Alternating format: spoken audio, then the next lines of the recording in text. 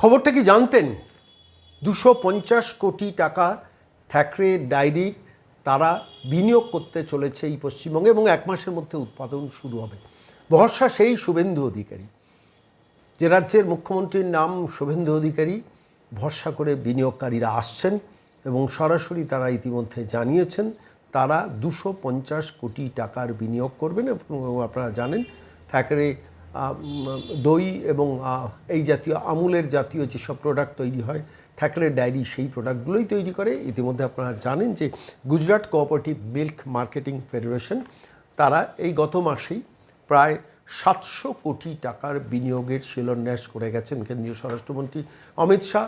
700 কোটি টাকা সাকরাইলের ফুড পার্কে, সাকরাইলের পার্কে সেখানে বিনিয়োগ করছেন এবং বহু কর্মসংস্থান হবে। থ্যাকরে ডায়েরির এই 250 কোটি টাকার তে কতজনের কর্মসংস্থান হবে যা খবর নিয়ে জানছিলাম, প্রায় 1200 ডিরেক্ট এমপ্লয়মেন্ট হবে এই 250 কোটি টাকার বিনিময়। আমুলের পর থ্যাকরে ডায়েরি পশ্চিমবঙ্গের মাটিতে আসছে। হাওড়ার উলুবেড়িয়ায় সাম্প্রতিককালে আমুলের ইনভেস্টমেন্টটা আপনারা দেখেছেন এবং আরও বেশ কিছু খবর আছে। আগামী মঙ্গলবার দিন নবান্নে ইন্ডাস্ট্রিয়াল পলিসি সম্ভবত ঘোষিত হবে। ইন্ডিয়ান চেম্বার অফ কমার্স এবং একাধিক বণিক সভাকে রাজ্যের মুখ্যমন্ত্রী শুভেন্দু অধিকারী ডেকেছেন। উপস্থিত থাকবেন শিল্পমন্ত্রী তাপস রায় এবং সম্ভবত অর্থমন্ত্রী ডক্টর স্বপন দাশগুপ্ত এবং অন্যান্য সিনিয়র অফিসাররা এতে সরকারের। সেখানে সম্ভবত ইনভেস্টমেন্ট সংক্রান্ত ব্যাপারে এবং ইন্ডাস্ট্রিয়াল পলিসি সংক্রান্ত ব্যাপারে খুব ক্রুশিয়াল একটা মিটিং আছে মঙ্গলবার। খুব দ্রুত পশ্চিমবঙ্গের মাটিতে আরও একাধিক বিনিয়োগ আসতে চলেছে।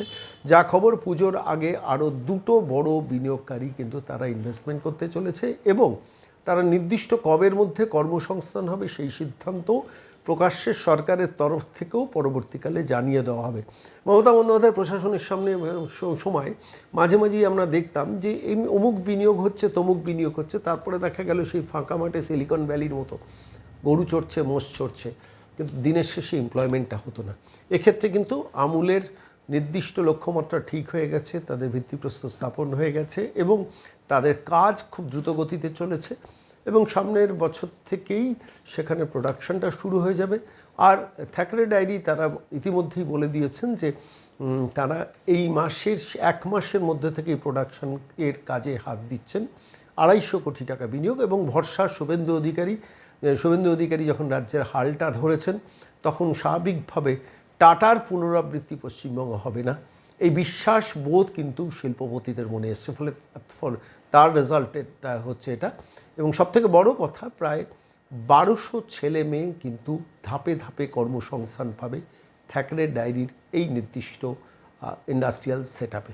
দেখা যাক, সেদিকে নজর থাকবে। আপনাদের নজর থাকুক খবরটা কি জানতেন সেগমেন্টে, যেখানে আমরা তথ্য নিয়ে আপনাদের কাছে প্রতিদিন ফিরে আসি।